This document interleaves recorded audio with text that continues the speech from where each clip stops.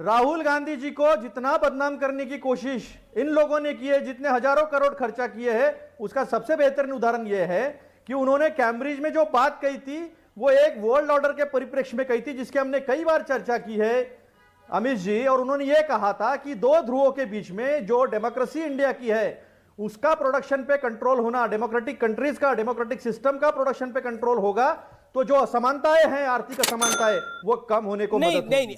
उन्होंने जो कहा था, उन्होंने बोला कि उन्होंने कहा अमेरिका और ब्रिटेन लोकतंत्र के सबसे बड़े प्रोदा हैं। उन्होंने बोला अमेरिका नहीं, लेकिन जी जिस तरह से बेताशा बेरोजगारी बढ़ गई है, जिस तरह से बेताशा महंगाई बढ़ी है, महंगाई नोटबंदी और महंगाई अलग विषय है, लोकतंत्र अलग विषय है। एक सेकंड, इसीलिए इस तरह के चीजों को सुनना नहीं।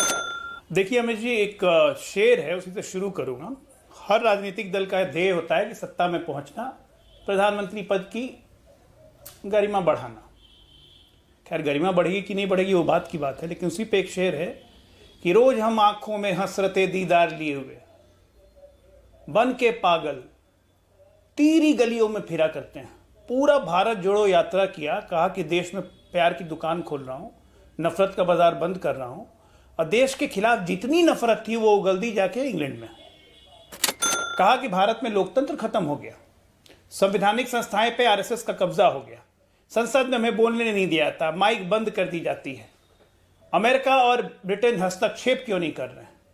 ये बड़ा लोकतंत्र का सम्मान किया उन्होंने। और दूसरी बात ये भी नहीं समझा कांग्रेस पार्टी की राजनीतिक हैसियत कहां से कहां पहुंच गई, विश्वसनीयता कहां से कहां पहुंच गई। 1984 के बाद से आज तक बहुमत का स्वाद नहीं चखा इस पार्टी ने, और पिछले 10 वर्षों से संपूर्ण विपक्ष का स्वाद नहीं चखा इस पार्टी ने। तो क्रेडिबिलिटी कहां पे चली गई। आप ना सत्ता के रहे हैं ना विपक्ष के रहे हैं, ये देश में आपकी क्रेडिबिलिटी है। और आप जैसी पार्टी या उसके युवराज जाके देश में कहते हैं कि देश का लोकतंत्र खतरे में आ गया, अब ब्रिटेन और अमेरिका में डिफेंड करें। वाह भाई वाह। मैं कहता हूं कि कांग्रेस पार्टी जो आज डिफेंड कर रही है, कांग्रेस पार्टी को उन्हें कोसना चाहिए कि उनके कारण कांग्रेस पार्टी आज इस पोजीशन में आ गई कि कांग्रेस पार्टी से डिफेंड करते हुए नहीं बन रहा है। और अतुल लौंडे जी जो अभी वीडियो सुना रहे थे कि प्रधानमंत्री जी क्या कहते थे, गलत क्या कहते थे अतुल जी, गलत क्या कहते थे। 2004 से 14 तक जो आप लोगों ने रायता फैला दिया था, 2G 3G 4G जीजाजी कोलगेट लाइन से जितने घोटाले हुए थे, हर भारतीय शर्मिंदगी से डर गया था। भारत में निवेश कम होने लगा था, विदेशी इन्वेस्टर्स आते नहीं थे, भारतीय अपना पैसा भेजने से डरते थे।